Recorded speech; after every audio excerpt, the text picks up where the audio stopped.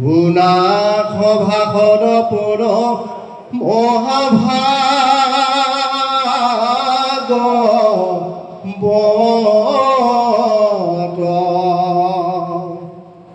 পাইলা নৰ দেহা মহা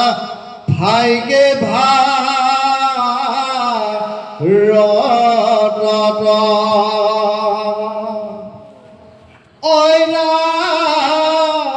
ঐৰাম দেৱৰ দুৰ্লভ আৰু নেদেখিবা অল্প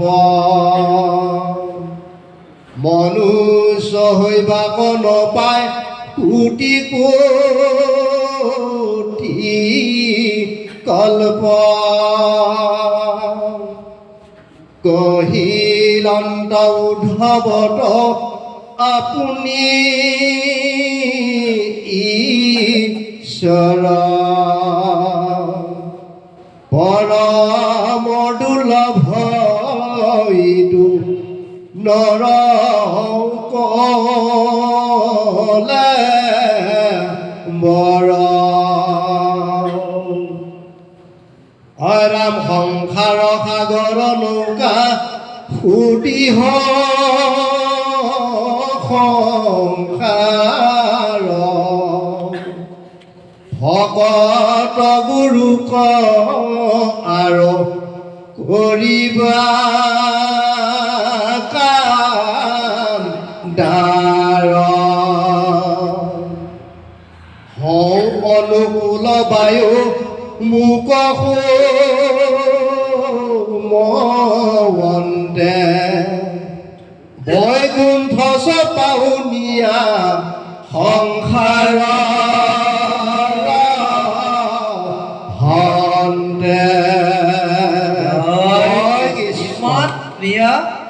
পদভাগ দিছে আৰম্ভ কৰিছো বাৰু যে বিষ্ণুদূতে খেদি গ'ল যমদূত দৌৰিছে এনেকুৱাকে দৌৰিছে পিছলৈ আৰু চোৱা নাই একে হাবু জিবু খাই মৰু জিউকে জমপুৰ পালেগৈ একে জাগা পালেগৈ তাৰমানে অজামিলক আৰু নিবলৈ অহা নাই এটা লিখিছে যে মহাভয়ে দূতৰ শৰীৰ সবে কাম্পে মৰু জিউ কৰি পলাইলা কাম্পে জাম্পে পাছক নাচায়ালৰ দিলা বহু দূৰ হাৰাশাস্তি হৈয়া পাছে পাইলা জমপুৰ পালেগৈ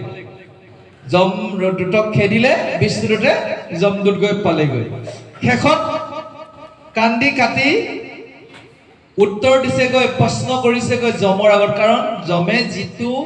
আদেশ দিছিল আজি পালন কৰিব নোৱাৰিলে প্ৰত্যেক দিনে আত্মা এটা লৈ গৈ কয়গৈ কি এয়া প্ৰভু আনি দিলো দিয়ক ইয়াক ক'ত থব লাগে সেইটোৱে কৰেগৈ যমে নি জীৱটোক যাতনা দেহত ভাগে মানুহৰ নিচিনাই লৈছে যাতনা দেহ আমি সাধাৰণ চকুৰে দেখা নাপাওঁ আমাৰ পঞ্চভৌতিকটোত পৰি ৰয় আৰু আমাৰ যিটো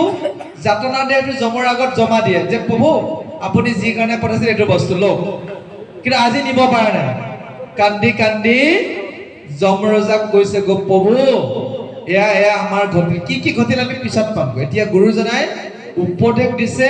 আজি বৰ গুৰুত্বপূৰ্ণ উপদেশ লিখিছে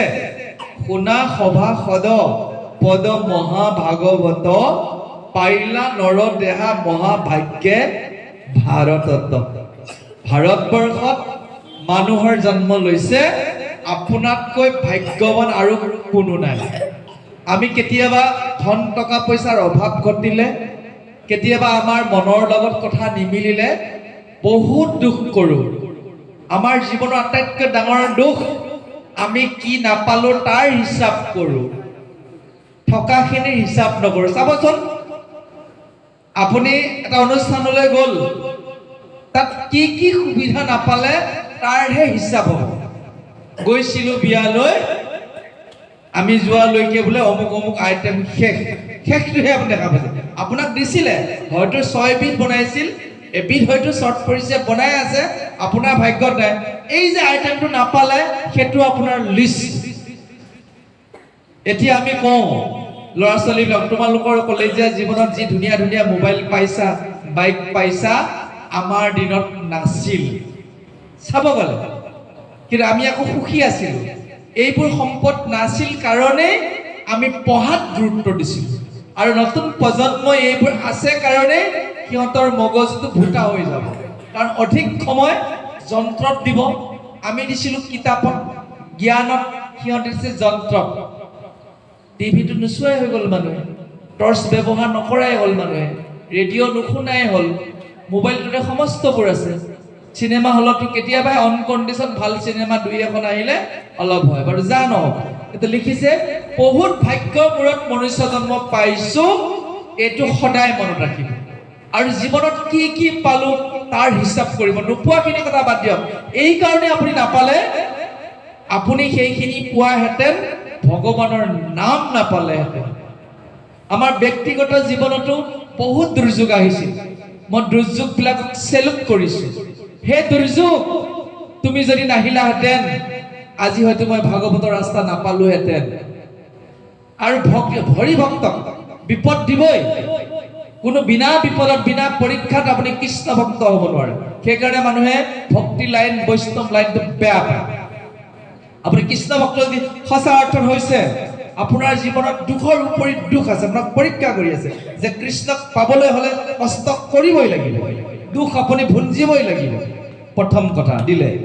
কৈছে দেৱৰো দুৰ্লভ আৰু নেদেখিবা অল্প মনুষ্য শুইব নাপায় কোটি কোটি কল্প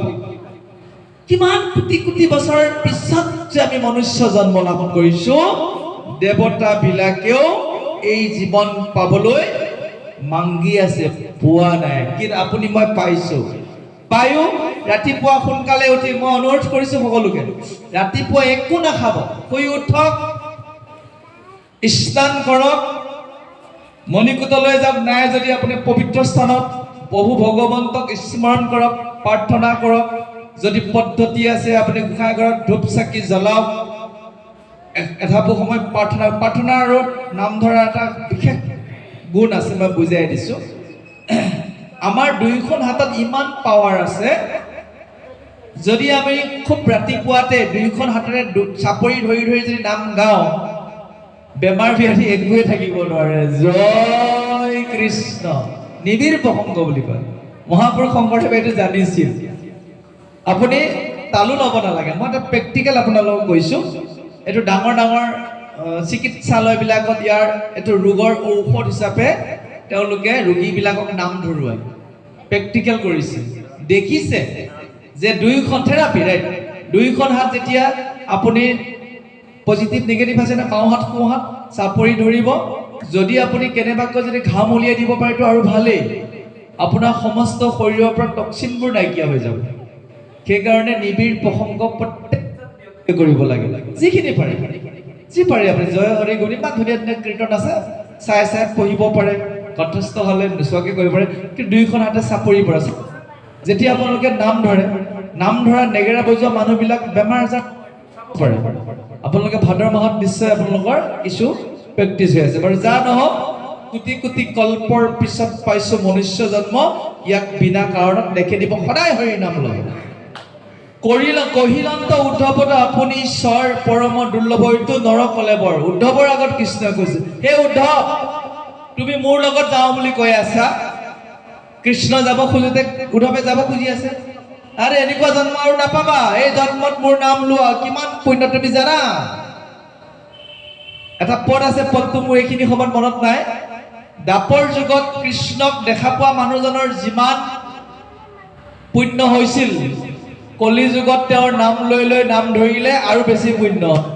জয় কৃষ্ণ মোৰ পদটো মনলৈ অহা নাই কণ্ঠস্থ পাহৰি গৈছোঁ কলি দাপৰ যুগততো কৃষ্ণক দেখা পাইছে স্বয়ং তেতিয়া যিমান পুণ্য হৈছিল এতিয়া যদি কোনোবাই ভাগৱতখন আগত লৈ সাধু সংগ কৰে কোনোবাই যদি জয় কৃষ্ণ কৈছে কোনোবাই যদি চাপৰি ধৰি ধৰি নাম লৈছে সেই কৃষ্ণক দৰ্শন হওঁতে যিমান পুণ্য আছিল তাতোকৈ কলি যুগত পাৰ্চেণ্টেজ বেছি আছে জয় কৃষ্ণ লিখা আছে শাস্ত্ৰত পদটো পাহৰিছে কেতিয়াবা মই গাই দিম গ'ল উল্লেখ কৰিছে আৰু উদ্ধৱক কৈ আছে ঈশ্বৰে নিজেই যে কলি যুগত বা নৰতনু অতি দুৰ্লভ সংসাৰ সাগৰ কিমান সাগৰ মানে বুজি পাইছে কেতিয়াবা সাগৰত জাহাজ এখন লৈ মাছ সাগৰত ক'ব জাহাজখন তই যা গৈ যা মই কি কৰোঁ চাম তেতিয়া গম পাব আপুনি যদি কেতিয়াবা সাগৰ মানে কি বুজি পোৱা নাই লগত আৰু দুখনমান ৰাখিব এনেই অলপ প্ৰেক্টিচ কৰিব যে কিছু দূৰ গৈলে নাৱৰীয়াক ক'ব মোক মাটি নমাই দেচোন মোক কি গতি হয় তেতিয়া আপুনি গম পাব সাগৰ মানে কি কিমান জন্ম কিমান কষ্ট ভোগ কৰি কৰিহে আমি মনুষ্য জন্ম পাইছো কৈছে সংসাৰখন সাগৰ নৌকা সুদিহ সংসাৰ হৰি নাম নৌকা উঠা হৰি নামত আশ্ৰয় লওক ভকত গুৰু বোলে ডাঙৰ কথা কৈছে জয় যেটো বহুত ডাঙৰ তত্ত্ব কলি যুগত শুদ্ধ ভকত সকলেই গুৰু গুৰু বুলিবলৈ বিশেষ নাই এইটো বহুত ডাঙৰ তত্ত্ব এইটো সংস্কৃত শ্লোকে আছে মহাপুৰুষ মাধৱদেৱেও লিখি গৈছে আপুনি কাৰোবাক গুৰু হিচাপে আগত লৈছে শুদ্ধ ভকত এজনক আপুনি সেই ৰাস্তাৰে বৈকুণ্ঠ পাবই কোনো প্ৰশ্ন নাই কিন্তু আপোনাৰ নিৰ্বাচন সঠিক হ'ব লাগিব গম পাইছেনে আপোনাৰ নিৰ্বাচন সঠিক আপুনি নিজৰো বুদ্ধিমত্তা আছে নিজেতো বুজি পাব পৰম্পৰাগত গুৰুবোৰক মই নিন্দা কৰা নাই কিন্তু মহাপুৰুষ শংকৰদেৱে কি লিখি গ'লে পঢ়ি দিছোঁ ভকত গুৰুক আৰু কৰিবা কাণ্ডাৰ আপুনি যিজন গুৰুত শৰণ লৈ আহিছে তেওঁ ইমানবোৰ কথা আপোনাক নজনায় এদিন দুটামান কথাৰে আপোনাক শৰণ ভজন দিলে বাকীবোৰ আপুনি ক'ত পালে ভকতৰ সংগত পালে বুজিব পাৰিছেনে সেইকাৰণে কলি যুগত ভকতক গুৰু বনাই থৈছে কৃষ্ণৰ চৰণে হৈবে কি মতে ভকতি শুনা সাৱধানে স্থিৰ কৰা মতি বৈষ্ণৱৰ সংগ লৈবা প্ৰথমত গুৰু মানি শুশ্ৰূষা কৰিবা ভাল মত লৈয়া উপদেশ মাধৱক আৰাধিব সমস্ত সুকীৰ্তি মানে কৃষ্ণতে অৰ্পিব কৃষ্ণৰ চৰণ চিন্তিবেক হৃদয়ত আচন্ত ঈশ্বৰ হৰি সমস্ত ভূতত কৈছে সৰ্বদা কৰিবা শ্ৰৱণ কীৰ্তন কীৰ্তনত শুদ্ধ হৈবে মন সদায় কৰিব লাগিব ভকত কি বস্তু আপোনালোকে বুজি ল'ব শাস্ত্ৰত সিদ্ধান্ত দিয়াৰ কাৰণে মই বুজাই দিছো কৈছে যদি তুমি নামক নৌকা হিচাপে আশ্ৰয় কৰিলা ভকতজনক যদি তুমি গুৰু হিচাপে স্থিৰ কৰি সিদ্ধান্তত ল'লা আৰু মই কৃষ্ণই তোমাৰ নৌকাখন অনুকূল বায়ু তাত কান্দেৰি নালাগে গম পাইছে নাওখন কলৈ নিব লাগিব বৈকুণ্ঠৰ পাৰ ঘাটলৈ মই এনেকুৱা বতাহ মাৰি দিম কৃষ্ণই কৈ আছে তুমি যদি ভকতক আশ্ৰয় কৰিছা তুমি যদি নামক আশ্ৰয় কৰিছা তুমি যদি সাধু সংগ লৈছা তোমাৰ নাওখন মই অনুকূল বায়ু হৈ জাগাত চপাই দিম জয় কৃষ্ণ একেটা পদে কৈ আছে দেই ধ্ৰুৱজ্যোতিৰ মন্তব্য নহয় এয়া ভাগৱতৰ মন্তব্য কৈছে হওঁ অনুকূল বায়ু মুক সুমৰন্তে বৈকুণ্ঠ চপাই নিয়া সংসাৰৰ হন্তে তে আমাৰ উদ্দেশ্য সংসাৰৰ পৰা বৈকুণ্ঠলৈ যোৱা এখন সাগৰ ইটো পাৰৰ পৰা সিটো পাৰ আমি ইটো পাৰত আছো সংসাৰ সাগৰত বৈকুণ্ঠ আছে সিটো পাৰত সংসাৰখনটো সাগৰ হৈ আছে এতিয়া আমি সাগৰখন পাৰ হ'বলৈ নামৰ আশ্ৰয় ল'লো জয় কৃষ্ণৰ আশ্ৰয় ল'লো আৰু ভকতক গুৰু হিচাপে মানি ভকতে যি কৈছে সেইমতে চলি গৈছো নাওখনত উঠিলো আৰু ভকতক সাৰথি কৰিলো ভকতৰ বাক্য এতিয়াতো চলিব লাগিব নাওখন নিজে নিজে যাব নেকি কৃষ্ণই কৈছে মই চলাই লৈ যাম কিমান সুবিধা দিছে এটো পদটো এইমাত্ৰ মোৰ মনত অহা নাই মহাপুৰুষ শংকৰদেৱে মাধৱদেৱে নামঘোষাত লিখিছে যে সমস্তৰে আদি নৰতনু উদ্যমে কুটিৰে নাপায় পুনু কোনো ভাগ্যদয়ে পাৱে নাও দিহ আতি গুৰু হইল তৈতে কৰ্ণধাৰ মই ভৈলো অনুকূল বায়ু তথাপি সংসাৰ নতৰ সিটো আত্মঘাতী মনত পৰি গৈছে যে আপুনি হৰি নাম পায়ো ভকতক পায়ো যদি এইবাৰ আপুনি বৈকুণ্ঠলৈ যাব নোৱাৰিলে আপুনি আত্মঘাতী জয় কৃষ্ণ সিদ্ধান্ত নিজা নিজা পুনৰ দুৱাৰিছো অতি সুন্দৰ সংসাৰ সাগৰ নৌকা সুদিহ সংসাৰ ভকত গুৰুক আৰু কৰিবা কাণ্ডাৰ হওঁ অনুকূল বায়ু মুক সুমৰন্তে বৈকুণ্ঠ চপাই নিয়া সংসাৰৰ হন্তে সিদ্ধান্ত দিছে তুমি আমি নামৰ আশ্ৰয় লৈছো জয় কৃষ্ণ আমাৰ কণ্ঠে কণ্ঠে আমি ভকতক ভাল পোৱা হৈ গলো কাকো বেয়া নাপাব জীৱনত এইটোৱে সিদ্ধান্ত সমস্তজন ভগৱানৰে সন্তান কাকো বেয়া নাপাব সেইটোৱে ধৰ্মৰ মূল খুঁটি কাকো হিংসা নকৰিব কাকো বেয়া চকুৰে নাচাব সেইটোৱে ধৰ্ম কিবা মোক কৈছে কওক কোনোবা জন্মত ধাৰ আছিল আজি গালি পাৰি মোৰ ধাৰটো কেৰি দিছে তেনেকে গালিটো শুনিব লাগে গম পাইছে গালি হজম কৰা পদ্ধতি কোনোবা জন্মত মই তেওঁ ধাৰ খাই থৈছিলো আজি মোক দবিয়াই পেলাই মোৰ ধাৰটো 0-0 কৰিলো সেইটো ভাবিলেতো গালি শুনিলেও ভালেহে লাগে জয় কাৰণ মই এই জন্মত যিহেতু মুক্ত হৈ যাব বিচাৰিছো তেওঁৰ লগত আৰু মোৰ কি নাই সম্পৰ্কবোৰ শূন্য শূন্য হৈ যাব কাৰণ কিবা যদি কৰ্ম বন্ধন থাকে আকৌ আহিব লাগিব সেইকাৰণে কোনোবাই যদি আপোনাক অপঘাত কৰিছে কোনোবাই যদি আপোনাক গালি তুলি পাৰিছে কোনোবাই যদি অৰ্থনৈতিকভাৱে আপোনাক ক্ষতি কৰিছে জানিব কোনোবা জন্মত তেওঁক মই দিব লগা আছিল আৰু এইটো জন্মত মোক তেওঁ দি মোৰ লগত শূন্য শূন্য কৰি ৰাখিছে মোৰ ৰাস্তাটো কি ভগৱান কৃষ্ণক লগ পোৱা বৈকুণ্ঠলৈ কৰা যাত্ৰা কৃষ্ণই কৈছে চিন্তা নকৰিবা ভকত গুৰুক আশ্ৰয় কৰি লোৱা নামৰ নৌকাত উঠি লোৱা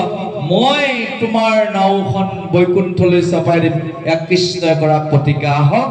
পথখিনি সামৰিব গৈছে সুন্দৰ ৰূপতে গুৰুজনাই দিছে আমি শ্ৰৱণ কৰো জয় কৃষ্ণ